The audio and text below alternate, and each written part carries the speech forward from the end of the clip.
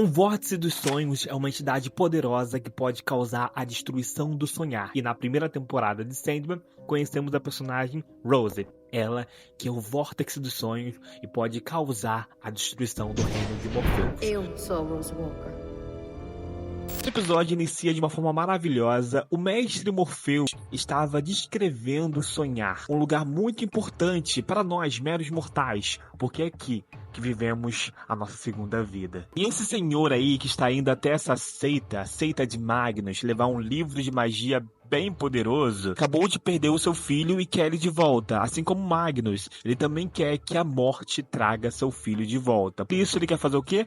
Prender a morte. Ele é um feiticeiro amador, porque não é a morte que ele irá prender. O pesadelo, ele escapou do mundo do sonhar, então o Sandman foi atrás dele. Quando ele estava lá, prestes a destruí-lo, ele foi capturado, ele foi invocado. Eles acabaram invocando o mestre Morfeu acidentalmente e ele ficou preso por mais de 50 anos. Esses mortais sentenciaram o mundo dos sonhos, algumas pessoas já não conseguiam mais acordar.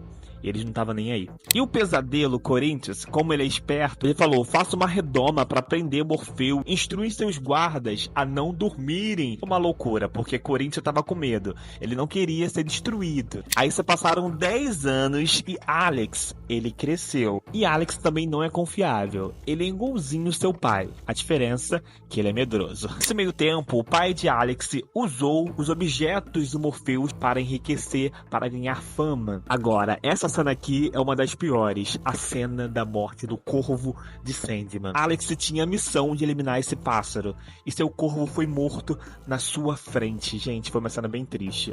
Alex tentou barganhar com Morfeu, falando para ele trazer o seu irmão de volta, assim seu pai iria libertá-lo, mas Morfeu ignorou, e seu pai ouviu essa conversa. O Alex começou a brigar com seu pai, e acidentalmente ele ataca seu pai. E ele morre, finalmente. Com a morte desse feiticeiro, esperávamos o quê? Que Alex iria libertar Sandman. Mas ele libertou? Não, porque ele é um medroso. Nesse meio tempo, Alex se envolveu com seu empregado, o Paul, e eles envelheceram juntos, e 50 anos depois, só 50 anos depois, Paul riscou o símbolo, dando aí a liberdade para Morfeu. Porque Morfeu entrou nos sonhos de um dos guardas, e ele conseguiu a sua liberdade, finalmente. E aí que ele conseguiu a sua vingança e puniu Alex com um sono eterno.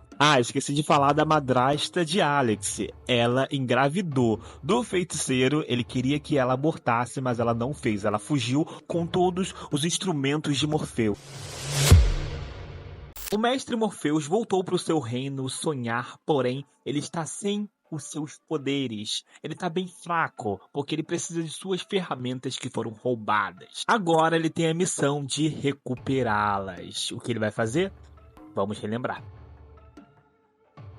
Temos aí Lucien, a sua bibliotecária, ela que é a guardiã aí do sonhar. O mestre Morpheus, ele conta para ela que ele precisa das graças para recuperar suas ferramentas. E as graças são entidades extremamente poderosas. E já que ele não tem nada, ele precisa buscar algumas oferendas para oferecer as graças. Porém, Lucien, ela questiona Sandman. Ela fala, por que você não pede ajuda a seus irmãos? E ele fala, eles não me ajudaram quando estava preso. Por que eles iriam me ajudar agora? Você tem um ponto. Sendo assim, ele vai de encontro a Caim e Abel porque ele precisa de seu dragão. Já que ele está sem força, sem seus poderes e suas ferramentas, ele precisa absorver o poder de alguém. Ele só consegue absorver o poder de algo que ele já criou. E o dragão foi uma de suas criações. Ele absorveu esse dragão, que era bem fofinho, eu fiquei com pena dele. E Caim, ele matou Abel. Vocês lembram de Caim e Abel da Bíblia, né? Em seguida, o mestre Morpheus, ele foi até os sonhos de outras pessoas pegar algumas oferendas para ofertar as graças. E essas entidades são bem poderosas e eu amo muito. Quem são elas? Hecate, Cici. Elas tiveram vários nomes. Elas informam a Morpheus a localização de suas ferramentas, porém, elas não deram a localização exata. Um de seus objetos está com Johanna Constantine. Vocês lembram de Constantine, né? Seu elmo está com um demônio lá no inferno. E seu rubi, bom, Em breve você irá descobrir. Porque foi essa aqui, ó, a Ethan, acho que esse é o nome dela, a ladra, ela que roubou as ferramentas de Morpheus. E Corinthians, ele foi lá atrás dela, mas foi ele que se deu mal.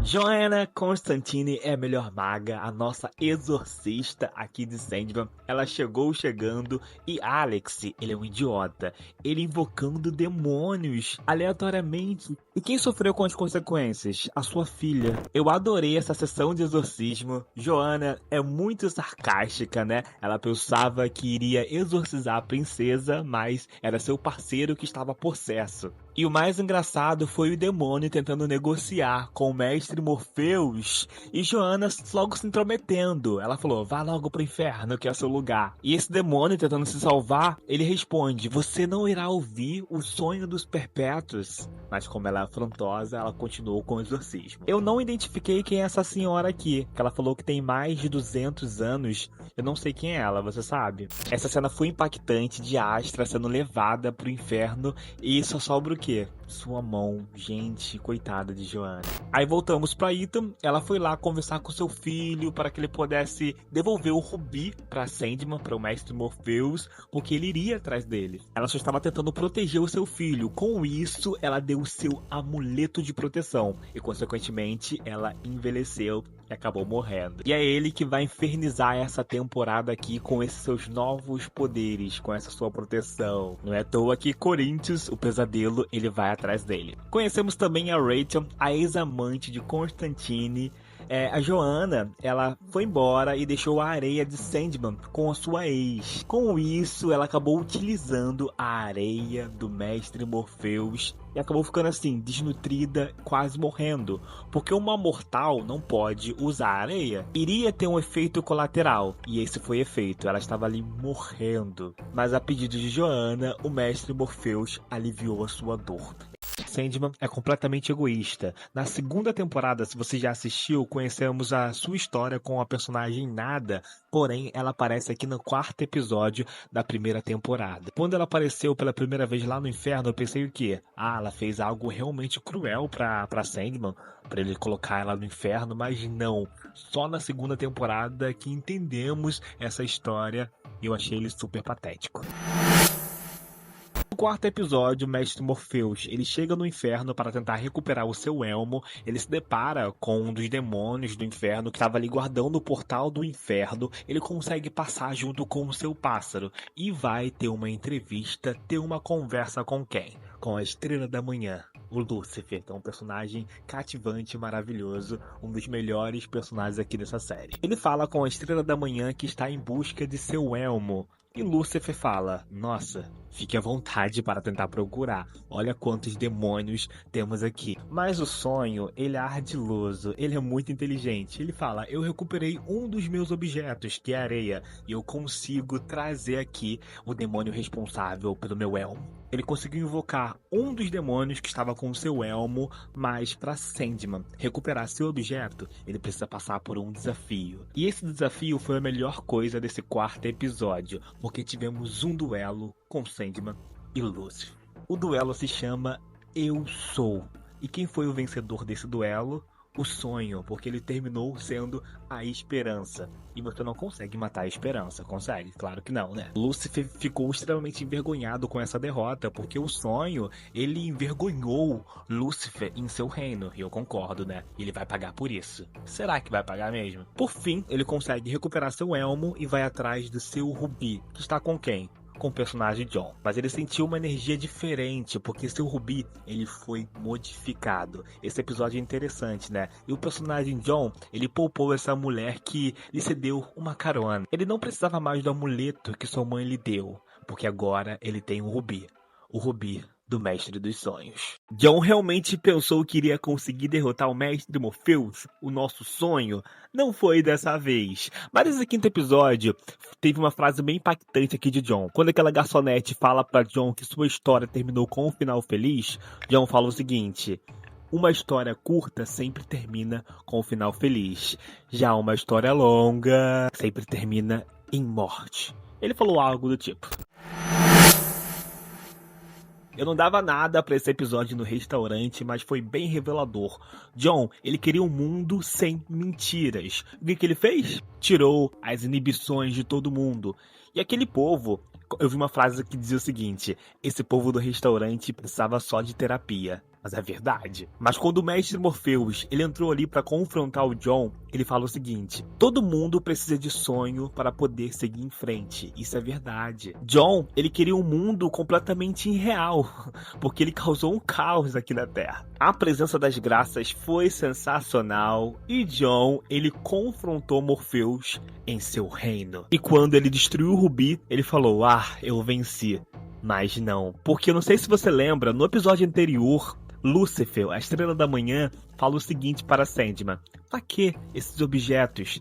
Ela fala que esses objetos eram como muleta para Sandman. E quando o seu Rubi foi destruído, ele acabou percebendo isso, que ele tinha depositado muito poder nesse Rubi, mas o poder sempre foi seu. Esse episódio tem um simbolismo, uma mensagem bem clara para todos nós. Essa cena de Sandman pegando John nas mãos é sensacional.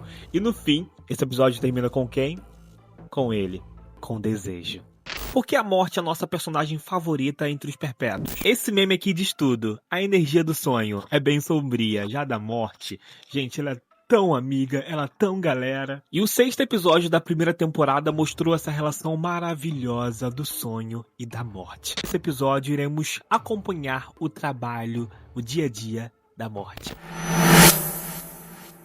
O episódio começa com o mestre Morpheus pensativo. Ele está ali alimentando os pombos até que a morte aparece. E os dois têm um diálogo incrível. Ela fala que ficou preocupada com ele, que ele poderia ter pedido ajuda, mas sabemos que ele é egoísta e ele não pediu. Eles vão caminhando pela cidade enquanto a morte vai realizando o seu trabalho do dia a dia. E esse episódio é esplêndido. Ela também desabafa. Ela fala para Morpheus que no início ela não gostava do seu trabalho e depois percebeu que o seu trabalho era importante. O dia a dia era completamente diferente, porque no reino dos sonhos as pessoas são recebidas de uma forma totalmente diferente. Elas chegam lá felizes, alegres. Já com a morte, todo mundo teme a morte. Então ela não tem a melhor recepção, porque a maioria das pessoas não querem aceitar a morte. No flashback desse episódio, conhecemos o personagem Rob. Ele que não queria morrer. Ele ama a vida, e esse seu amor à vida acabou chamando a atenção de quem? Da morte e do mestre Morpheus. E a morte concedeu uma pseudo-imortalidade pro personagem Rob. E a cada 100 anos ele tem encontro com quem? Com o mestre Morpheus. Os dois acabaram se tornando melhores amigos.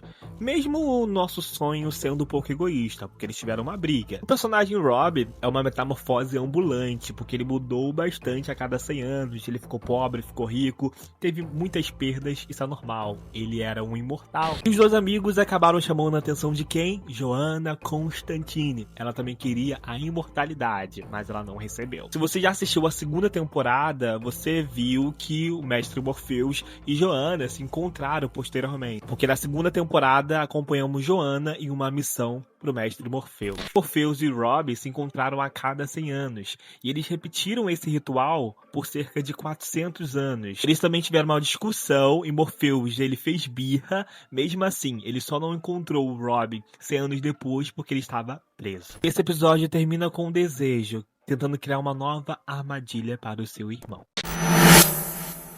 No início do episódio, Desejo estava tramando com sua irmã gêmea Desespero algo contra Morpheus, porque Desejo, ela tem uma síndrome de Morpheus, né? Ela basicamente vive em prol do sonho, né? Porque ela quer destruir Morpheus.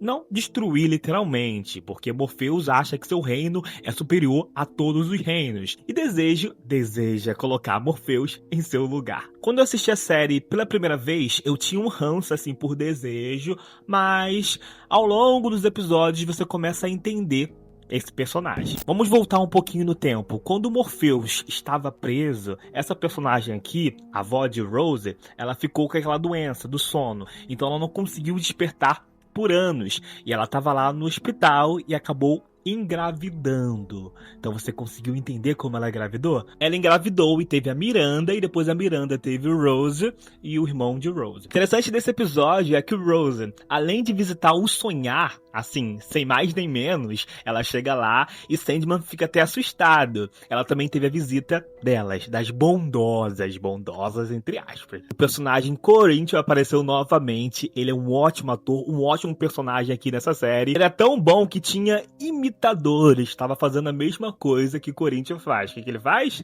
Arrancar os olhos das pessoas. E o episódio termina com o irmão de Rose, o Jed. Ele que está perdido, ninguém consegue encontrá-lo, e mesmo o sonho consegue achar esse personagem. Ele tá com quem? Tá com seus tios. O seu tio completamente abusivo. O mestre Morpheus não é um ser bonzinho, e ele nem está preocupado com isso, porque ele está aqui para governar o seu reino, o Sonhar. E foi isso que ele fez no 8º episódio, dando uma lição para o seu pesadelo. O mestre Morpheus explica rapidamente para Rose o que seria um Vortex, e a partir daí os dois começam a trabalhar juntos, porque Rose quer encontrar o seu irmão. E o interessante desse episódio é que vimos a personagem Rose vagando nos sonhos de seus amigos. Ela pode entrar no sonho de qualquer um, e foi nesse episódio que ela conseguiu alcançar o seu irmão. Já sua avó, a United, ela é aberta demais. Quem dá a localização de sua neta para um jornalista, suposto jornalista, porque estamos tratando aqui do Corinthians. O lado bom de Corinthians é que ele salvou o irmão de Rose e eliminou Barnaby e sua esposa, porque ela também é sonsa e acabou indo de arrasta também. Confesso a vocês que eu adorei esse pesadelo aqui, depois de Corinthians. É meu pesadelo favorito, porque ela estava ajudando o irmão de Rose. Ela não queria mais ser pesadelo, ela queria ser um sonho. Mas, como o mestre Morpheus disse, você não pode mudar quem você é. Você nasceu pra ser isso. Esse é o seu propósito. Porque todo mundo precisa de pesadelo. Porque, querendo ou não, o pesadelo está ali para um propósito. Ajudar as pessoas a conseguir se livrar de seus demônios. Eu achei esse conceito muito interessante. Esse episódio, além de explorar esse mundo maravilhoso do sonhar com esses seres aí parecendo Nárnia, vimos um acontecimento quase inédito. A amiga de Rose acabou engravidando nos sonhos. Quando ela veio para o mundo desperto, ela ainda estava grávida. Muita gente odiou essa história de Vórtice e o arco de Rose. Me conte aí nos comentários se você gostou desses episódios. Muita gente fala que é bem cansativo. O que salva nesses episódios é o personagem, é o pesadelo Corinthians. O episódio inicia com a amiga de Rose falando sobre sua gravidez, ela que engravidou nos sonhos, e Rose fala que pode solucionar tudo isso. Ela falou que ela é a causadora e vai tentar resolver, mas ela não quer, ela quer a criança, porque seu marido faleceu, então a única coisa que ela teria é o bebê. Enquanto isso, o sonhar está desmoronando e está ocorrendo fenômenos que nunca aconteceu, como é o caso de terremotos no sonhar. E que Sandman, o que o mestre Morpheus irá fazer? Destruir Rose Walker. Esse episódio foi um pouco perturbador porque o pesadelo Corinthians, ele estava aí numa convenção com vários psicopatas, basicamente. Até o sonho, o Gilbert, ele se assustou, tanto é que ele foi lá pro sonhar falar pra Sandman salvar Rose. Mas não é isso que ele irá fazer. Esse serzinho desprezível estava atrás do irmão de Rose, mas Corinthians, ele salvou os dois e falou, agora vocês estão seguros. Só que não, você acaba de eliminar uma pessoa ali e eles não vão se sentir seguros com você, é claro que não. Tirando a parte do Corinthians, esse episódio foi o mais fraquinho da temporada. Agora me diz você. Até onde Deseja está disposto aí para destruir o reino de seu irmão, Morpheus? Porque ele foi responsável pela criação do Vórtice e iria obrigar Sandman a derramar sangue da família. Lá se vai um antagonista icônico, que é o pesadelo Corinthians. Ele tentou confrontar o mestre Morpheus. Ele até conseguiu feri-lo, porque Rose estava ficando cada vez mais poderosa. E esse pesadelo fez o mestre dos sonhos sangrar, mas não foi por muito tempo. Já Rose conseguiu controlar os seus sonhos e se livrar de Corinthians. O mestre Morpheus descriou Corinthians, mas calminha, gente, que ele vai voltar, porque Morpheus irá precisar dele. E esses psicopatas que estavam estavam na convenção teve um final merecido, porque Morpheus colocou todos eles em seu devido lugar. A amiga de Rose teve seu filho, um filho criado nos sonhos, acompanhado de seus amigos, a Barbie, o Ken. Vocês viram a referência, né? Já no Reino dos Sonhos, descobrimos que a personagem Unarit, ela teve um caso com quem? Com Desejo, a pessoa dos olhos amarelos. Desejo seduziu Unarit e ela acabou tendo uma filha de Desejo. Sendo assim, Sandman não poderia eliminar Rose, que é parente de Unarit e Desejo. Então ela possui sangue dos perpétuos, e sabemos que eles não podem derramar sangue de família. Isso é literalmente proibido. Você viu nessa segunda temporada o que aconteceu, né? Eu achei que Desejo foi longe demais? Com certeza. Rose, ela tirou o vórtice de si e entregou para sua avó. E ela passou a ser o vórtice dos sonhos, porque era para ser assim desde o início. Unarit deveria ser o vórtice dos sonhos. Por fim, Morpheus foi até o reino de Desejo, o reino de sua irmã e irmão, confrontá-lo. Ele falou: não mexa comigo, porque da próxima vez haverá sangue. Vale lembrar que Morpheus, ele amoleceu seu coração e transformou o pesadelo em sonho. E o episódio termina com Lúcifer, seu príncipe do inferno, o Azazel. Ele foi até Lúcifer lhe contar seu plano para expandir o reino do inferno. Ele quer dominar todos os reinos, inclusive o sonhar.